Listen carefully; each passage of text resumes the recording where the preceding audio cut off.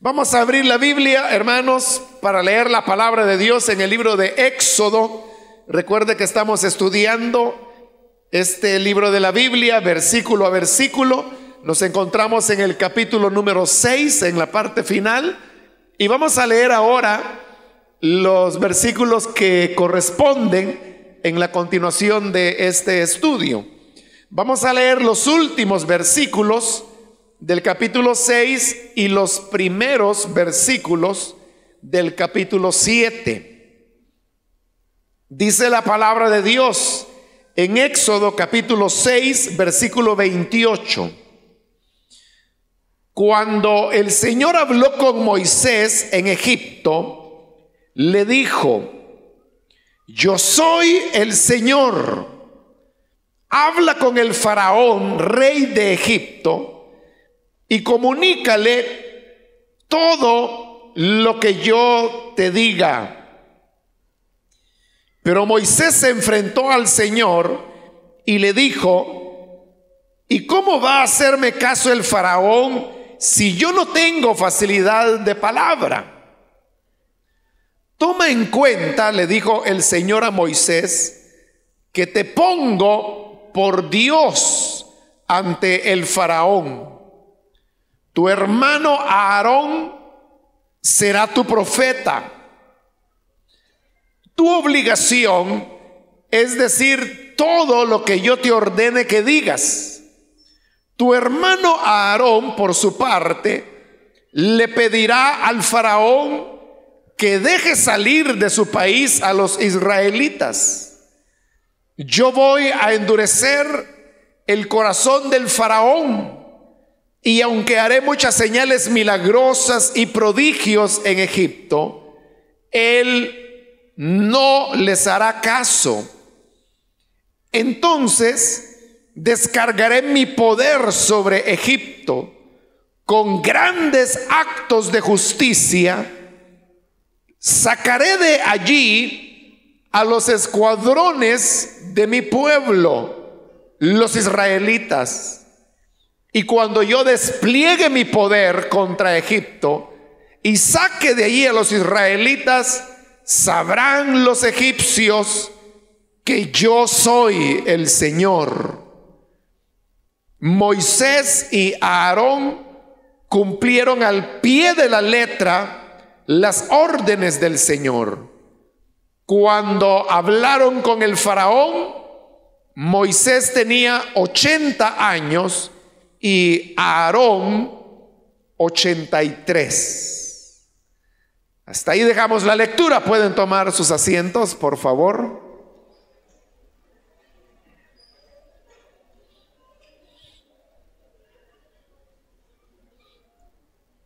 Espero, hermanos, que recuerden que en la última oportunidad estudiamos la genealogía de Aarón, la cual se encuentra antes de los versículos donde hoy iniciamos la lectura.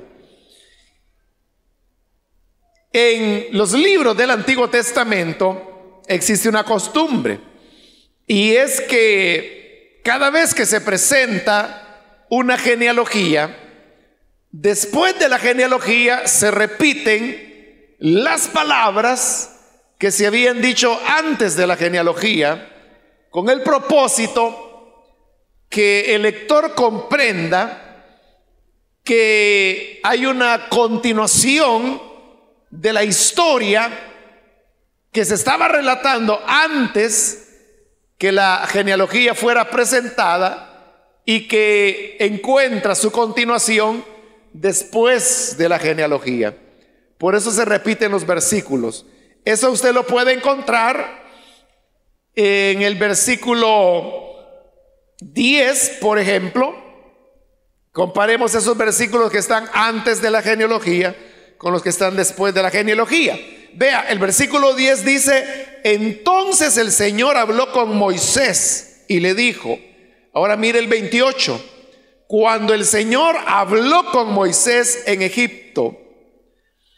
El 11 dice: ve y habla con el faraón, el rey de Egipto, deje salir de su país a los israelitas. Ahora mire el 29. Le dijo: yo soy el Señor, habla con el faraón rey de Egipto y comunícale todo lo que yo te diga. Note que se están repitiendo. Mire ahora el versículo 12. Pero Moisés se enfrentó al Señor y le dijo: ¿y cómo va a hacerme caso el faraón si ni siquiera los israelitas me creen? Además, no tengo facilidad de palabra. Ve ahora el 30. Pero Moisés se enfrentó al Señor y le dijo: ¿y cómo va a hacerme caso el faraón si yo no tengo facilidad de palabra? Note entonces cómo los versículos o los contenidos que estaban antes de la genealogía se están repitiendo ahora después de la genealogía. Repito, eso lo hacían así los redactores para que entendiéramos que lo que está después de la genealogía es continuación de los relatos que se venían dando antes. Como esos versículos o esos contenidos ya los estudiamos en la ocasión antes que entrásemos a la genealogía de Aarón, entonces podemos darlos ya como comentados. Vamos entonces con lo que es el capítulo 7. Y aquí Dios le está dando la respuesta a las palabras de Moisés cuando él preguntaba: ¿cómo me hará caso el faraón si yo no tengo facilidad de palabra? Dice el versículo 1 del capítulo 7: toma en cuenta, le dijo el Señor a Moisés, que te pongo por Dios ante el faraón. Tu hermano Aarón será tu profeta. Note que son muy atrevidas, podemos decir, las palabras que ahora se le están diciendo a Moisés, porque se le está diciendo: te pongo por Dios ante faraón. En otras palabras, se le está diciendo a Moisés que él está en lugar de Dios. Esas palabras, hermanos, ninguno de nosotros nos atreveríamos a decirlas de ninguna otra persona. Jamás usted se atreverá a decir de alguien más: este hermano es un dios, o esta hermana es una diosa delante de los demás. No nos atrevemos a decir eso porque sentiríamos que es como una especie de blasfemia. Sin embargo, quien lo está diciendo acá no es un hombre que esté idolatrando excesivamente a Moisés, sino que es Dios quien lo está diciendo, porque dice: el Señor le dijo a Moisés: te pongo por Dios ante el faraón. Hay algunas traducciones de la Biblia al español en donde la palabra Dios la ponen con minúscula, tratando de suavizar la fuerza que la expresión tiene. Hay otras traducciones que son menos, que lo traducen: te pongo como un Dios ante faraón, y siempre Dios con D minúscula. Ahí están todavía tratando de suavizar más la expresión, pero realmente en el original lo que dice es lo que estamos leyendo acá en la Nueva Versión Internacional. Y bueno, en la Reina Valera estoy viendo acá que pone Dios pero con minúscula, y lo hacen por eso, porque sienten que es una afirmación demasiado contundente. Pero en realidad en el hebreo eso es lo que dice: te pongo por Dios ante faraón. Obviamente no era el propósito de Dios al decir esas palabras que Moisés se estaba convirtiendo en una deidad, o que Moisés era un nuevo Dios, y menos estaba diciendo que Moisés fuera ahora otro Elohim, que esa es la palabra que se está utilizando en el hebreo, al lado del verdadero Dios. Lo que Dios está hablando es en el sentido de función. Y es que la función que Moisés desempeñará será como la de ser ante Faraón como Dios. Eso tiene un sentido, una razón de por qué. Y es que debemos recordar que los egipcios consideraban al faraón como un dios. La idea que los egipcios tenían era que toda la tierra de Egipto era una deidad. Ellos veían la tierra como sagrada, veían sobre todo el río Nilo, las aguas, como sagradas. Por eso es que las primeras 3 plagas que Dios enviará van dirigidas contra la tierra y contra las aguas, que era lo que Egipto más apreciaba. Pero dentro de las ideas que los egipcios tenían acerca de sus deidades, ellos veían las tierras y las aguas como divinidades, pero que esas divinidades se encarnaban en el faraón. Para nosotros la idea puede resultar extraña, pero la idea de los egipcios era que Egipto se encarnaba en faraón. Entonces, para ellos, el faraón era Egipto. Por eso es que al faraón no solamente le daban el título de faraón, sino que también le daban el título de Gran Egipto. Así lo llamaban a él, Gran Egipto, porque ellos creían que el faraón era la encarnación en un ser humano de todo lo que era Egipto. Por eso lo llamaban Gran Egipto. Y consecuentemente eso le daba a faraón deidad. Lo hacía un dios para los egipcios. Entonces, como ahora los personajes principales en esta batalla es Moisés, que va a enfrentarse con faraón. Es como que si Dios dijera: esta gente cree que faraón es Dios, y faraón así se consideraba a sí mismo. Él se consideraba Dios. Entonces es como que si el Señor dijera: si él cree que es Dios, ahora le vamos a poner otro Dios. Y le dice a Moisés: tú serás Dios para faraón.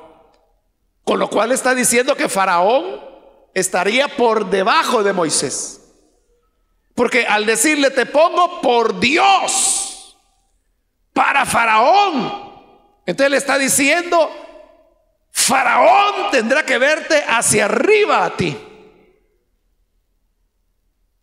Y por eso es que más adelante le está diciendo: todo lo que yo te diga, tú se lo dirás al faraón. ¿Y qué es lo que Dios va a decir? Deja ir a mi pueblo. Y esa es una orden. Entonces note qué extraño. Faraón era el que daba las órdenes, él es el que mandaba. Pero ahora sucede que un anciano esclavo, como era Moisés, es el que viene a ordenarle a faraón lo que tiene que hacer. En ese sentido es que él se va a convertir en Dios para faraón. De igual manera, hermanos, Dios no ha hecho de nosotros otros dioses, pero sí nos coloca en una posición donde las personas que no conocen a Cristo comienzan a respetarle a usted, comienzan a tenerle en cuenta.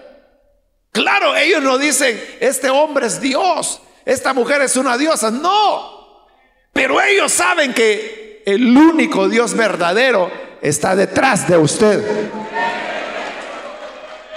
y por eso le respetan, y por eso aprecian sus opiniones, y por eso lo que usted dice lo reciben como que si fuese Dios quien lo está diciendo. Por eso debemos movernos en esa dignidad que Dios nos ha dado.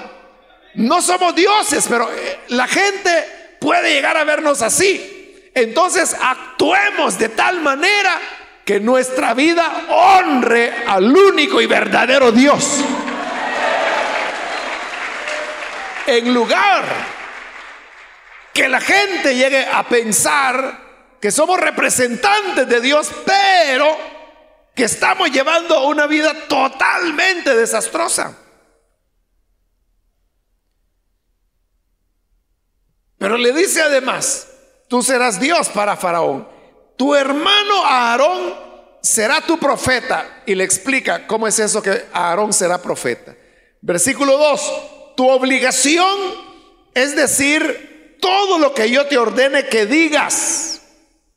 Tu hermano Aarón, por su parte, le pedirá al faraón que deje salir de su país a los israelitas. Ahí está, le van a dar órdenes al faraón. El que estaba ordenado a mandar, hoy se va a topar con el que verdaderamente manda. Pero oiga, aquí tenemos una excelente definición de lo que es un profeta. Porque como Moisés argumentaba que él no era un hombre de fácil palabra, entonces Dios le dijo: mira, no te preocupes, tu hermano hablará tu nombre. Entonces yo te voy a decir a ti, ahí se le explica bien claro en el versículo 2, tu obligación es decir todo lo que yo te ordene que digas. Moisés, su obligación era decirle a Aarón lo que Dios decía. ¿Y cuál era el trabajo de Aarón? El trabajo de Aarón era comunicar al faraón. Aarón, por su parte, le pedirá al faraón que deje salir de su país a los israelitas. ¿Quién es un profeta entonces? Un profeta es quien habla a nombre de otra persona. En este caso, Aarón hablaba a nombre de Moisés. Por eso le dice: yo te pongo, Moisés, como Dios delante de Faraón, y Aarón será tu profeta. Porque Aarón decía lo que Moisés quería expresar. ¿Qué es entonces un profeta? Un profeta es alguien que habla a nombre de Dios. Profeta no es el que adivina lo que va a pasar. Hay mucha gente que tiene esa idea equivocada, que cree que el profeta es alguien que hace predicciones, que dice lo que va a suceder en el futuro. Pero ese no es el sentido bíblico de profeta. Es cierto que algunas veces los profetas en sus palabras incluían predicciones, algunas veces. Pero en la casi totalidad de veces no hablaban de lo del futuro, hablaban de lo del presente y de lo que Dios tenía que decir en ese momento.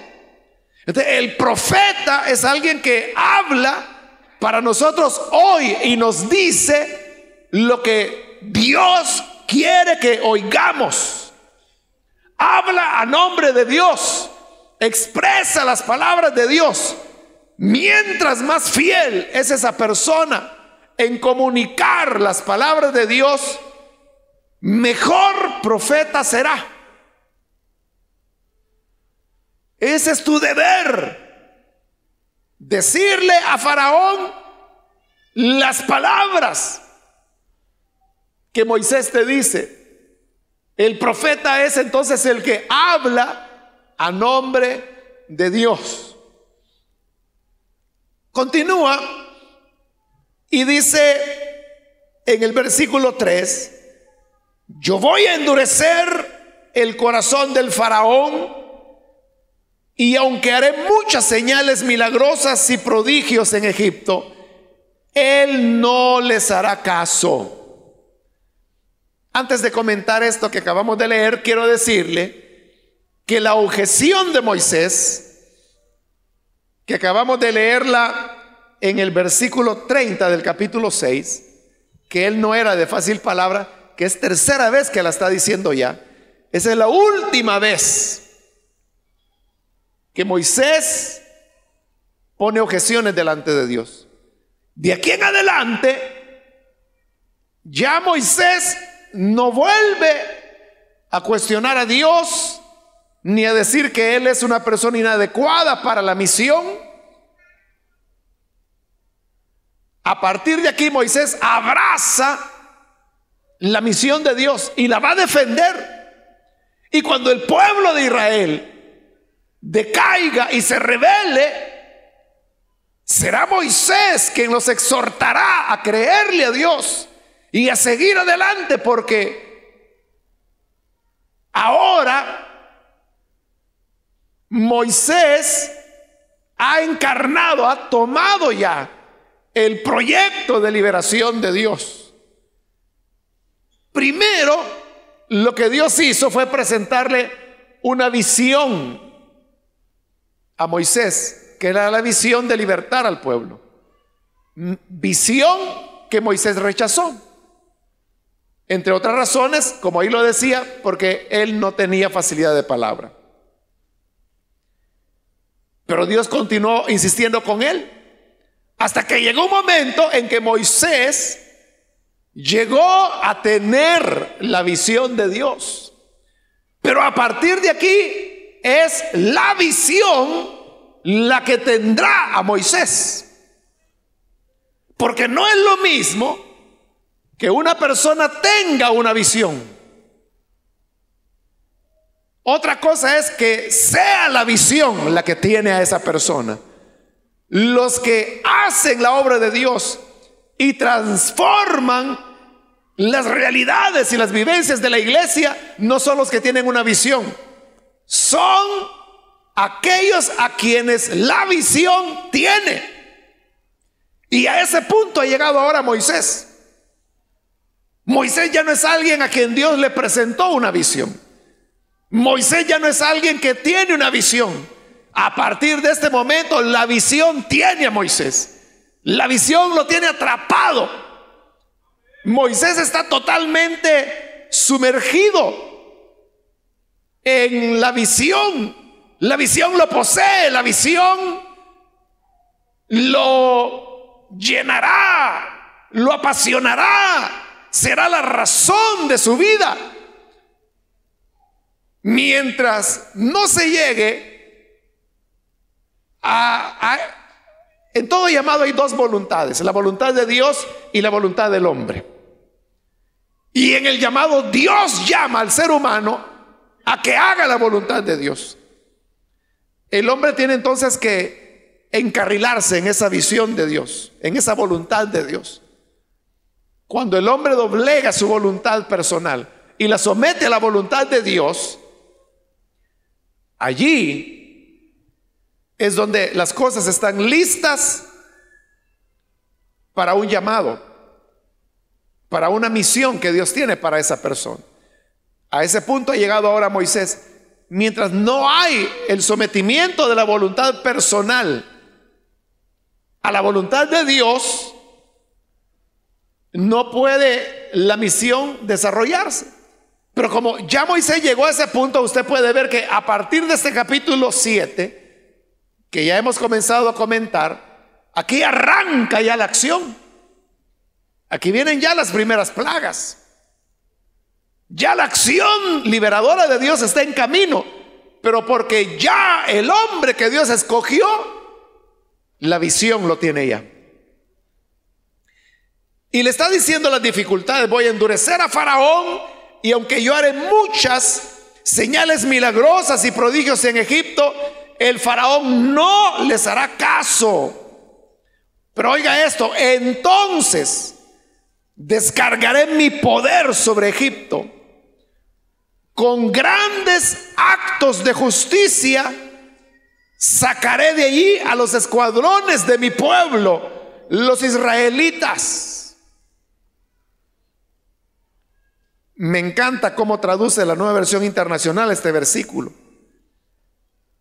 Porque si usted ve la Reina Valera, lo que dice es: sacaré a mis ejércitos, mi pueblo, los hijos de Israel, de la tierra de Egipto con grandes juicios. Pero ¿qué entendemos por juicios nosotros? Lo que entendemos por juicios son castigos. Decimos: ese es un juicio de Dios. Y utilicemos la expresión juicio para referirnos a un castigo.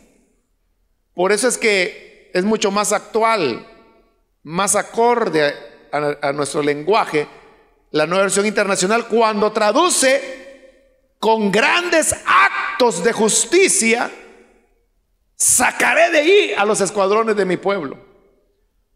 ¿Por qué es mejor esa traducción? Porque ahí está hablando que Él liberará a su pueblo con grandes actos de justicia.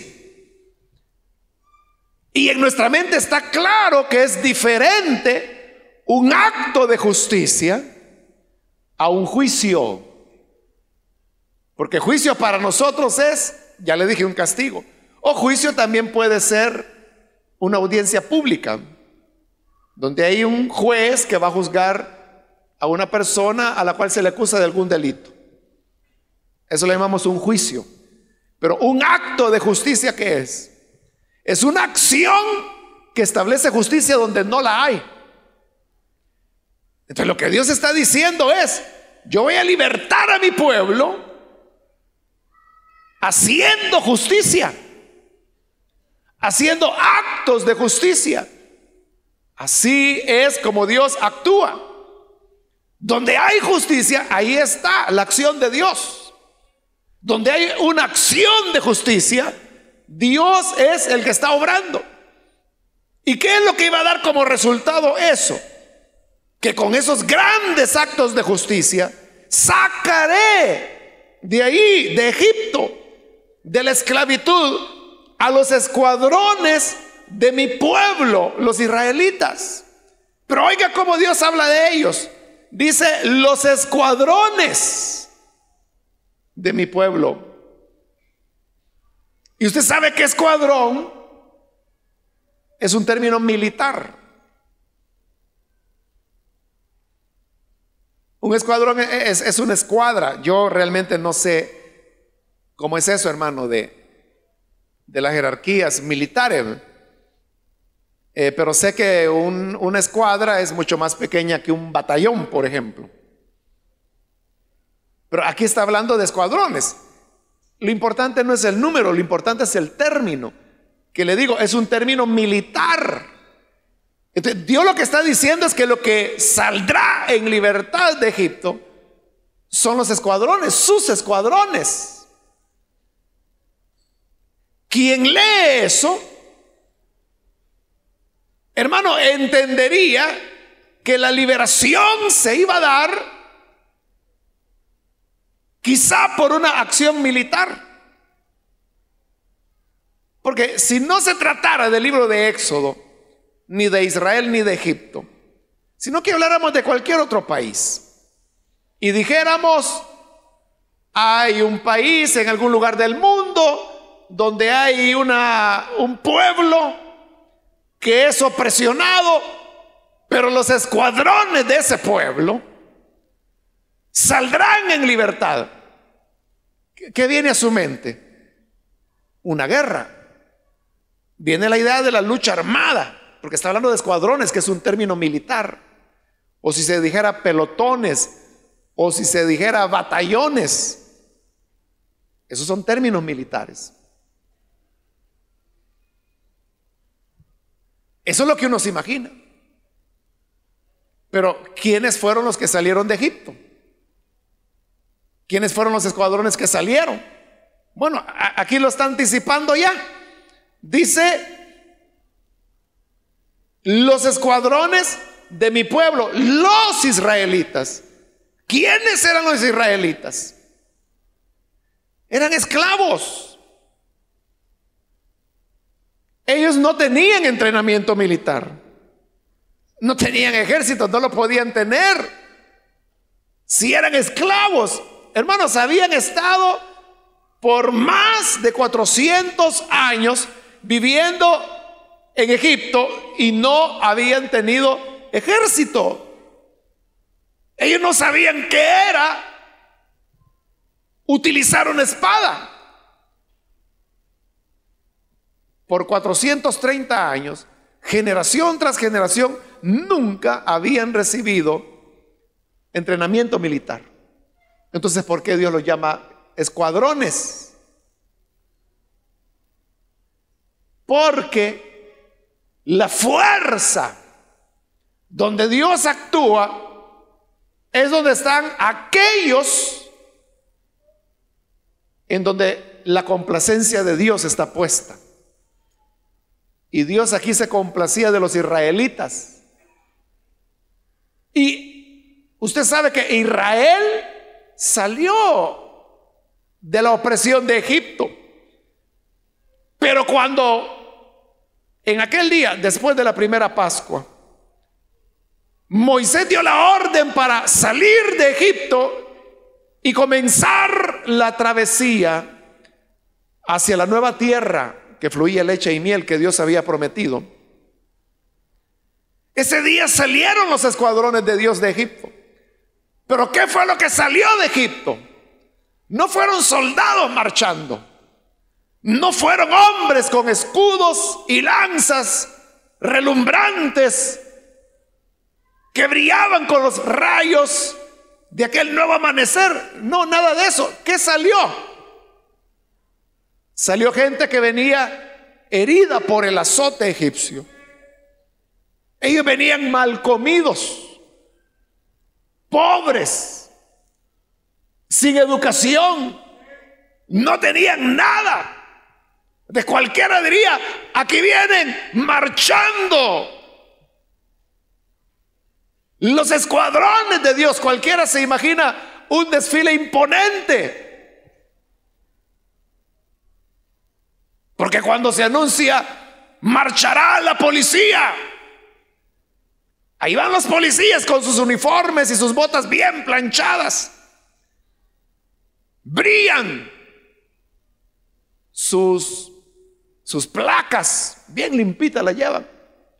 O se dice, va a marchar el ejército, y ahí va el ejército marchando en un orden como los militares lo saben hacer. Pero ahora aquí vienen los escuadrones de Dios y venían ahí marchando. Bueno, unos marchando, otros patojeando, hechos jirones, todavía con lodo en sus pies, en sus piernas. Algunos enfermos, calenturientos, pobres, ignorantes, ancianos, niños, un par de vacas flacas. Y esos son los escuadrones de Dios. Esos son los escuadrones de Dios. En ellos Dios tiene su complacencia. Es la clase de pueblo que Dios busca. Por eso es que en el Evangelio de Lucas, cuando se narra aquella parábola del gran banquete, que un hombre muy rico decidió hacerle un gran banquete a su hijo e invitó a las personas importantes de la ciudad, a los adinerados, y nadie quiso ir. Todos pusieron excusas ridículas y no fueron. Entonces aquel hombre dijo, bueno, entonces hoy vayan a invitar a cualquiera. Y cuando les dijeron, oigan, comida gratis, la gente corrió a entrar. Pero no fue suficiente. El criado llegó delante de su señor y le dijo, mira, ya invitamos a todo el que tenía hambre y ya están comiendo, pero todavía hay asientos vacíos. Entonces, ¿qué dijo el Señor? Vayan por las veredas y traigan a los cojos, a los ciegos, a los paralíticos, a los pobres, pero mi casa se llenará. Y eso hicieron. Entonces, ¿cómo fue el gran banquete de Dios? La gente distinguida, la gente de ropa bien planchada, no quisieron ir. Pero llegaron los metidos, los gorrones. Y también llegaron los ciegos, los paralíticos, los pobres. Esa gente que no sabe para qué sirve el tenedor y que la sopa se la tomaban así con la mano. Pero ese fue el gran banquete de Dios.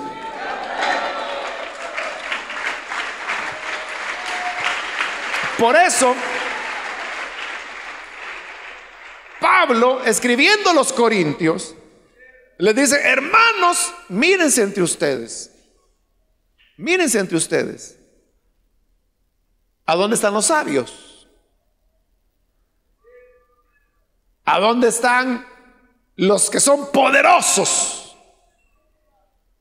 Vamos a ver, hermanos, ¿quién de nosotros es poderoso aquí en nuestro país?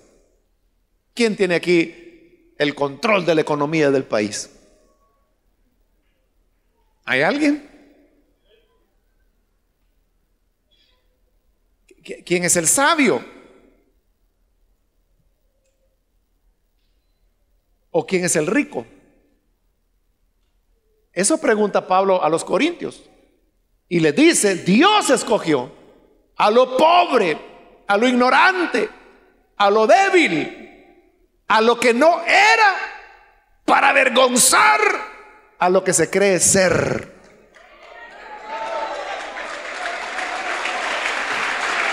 ¿Cuál es la preferencia de Dios entonces? La preferencia de Dios son ellos precisamente, los débiles, los pobres, los cocos, los mancos, los niños, los ancianos, es decir, los que todo el mundo desprecia y que no quieren darles un lugar. El Señor les da los primeros lugares. Esos son los escuadrones de Dios, de los cuales Dios se siente orgulloso. Y por eso el Señor Jesús, cuando inició su ministerio, Él dijo: el Espíritu de Dios está sobre mí. Me ha ungido para anunciar buenas nuevas a los oprimidos, a los encarcelados, a los pobres, para anunciar el año agradable del Señor. Y a ellos fue a los que Jesús se dirigió y con ellos convivió, y ellos fueron sus discípulos. Por eso detrás del Señor iban ex ladrones, ex cobradores de impuestos, ex prostitutas. Era, hermano, la escoria. Pero ¿por qué Dios escoge eso? Porque ahí es donde el poder de Dios se perfecciona.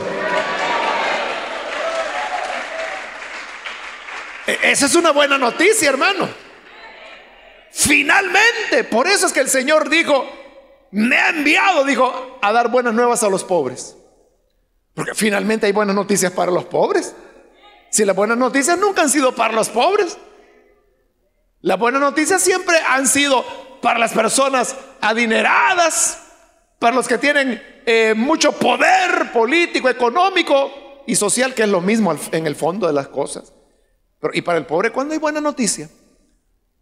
Solo Jesús es el que trae buenas noticias para decir: tú eres mi pueblo, tú eres mi escuadrón, tú eres mi ejército.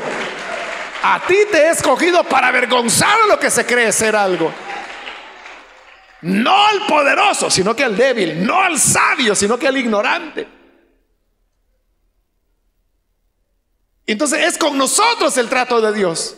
Él ha venido para nosotros. Él ha venido para amar a este pueblo y para, como lo dijo María, recibir al pobre y bajar de su trono a los que están sentados ahí y enviarlos vacíos, porque esos son los grandes actos de justicia de Dios. Como ocurrió en la historia del hombre rico y Lázaro, Lucas 16. le dijo a Abraham, los dos se murieron, y en el seno de Abraham, Abraham le dijo al que había sido rico: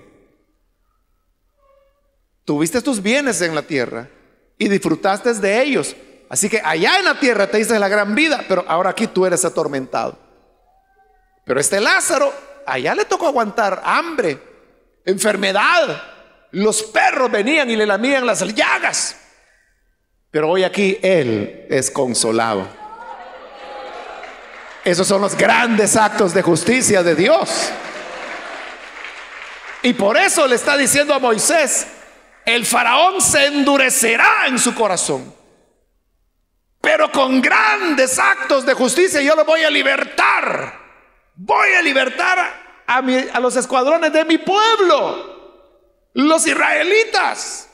Entonces la salvación de Dios viene a nosotros, hermanos y hermanas.